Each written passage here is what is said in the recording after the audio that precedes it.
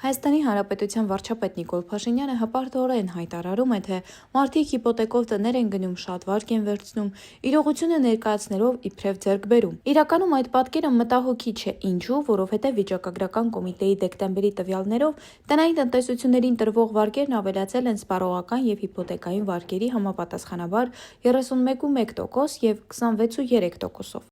Ժողովուրդ օրաթերթի ուսումնասիրությամբ Հայաստանի Հանրապետության քաղաքացիների կողմից սպառողական և հիպոթեկային վարկերի աճի տեմպը անհանգստացնող է, քանի որ այդ աճը շարունակում է էականորեն գերազանցել քաղաքացիների եկամուտների աճին։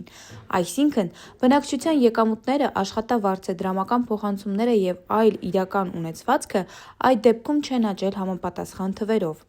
Բայց միևնույն է, մարդիկ վարկեր են վերցնում։ Այսինքն, եկամուտների համեմատ վարկերի զգալի տարբերությունը խոսում է այն մասին, որ մարդիկ վարկերի տակ կգում են։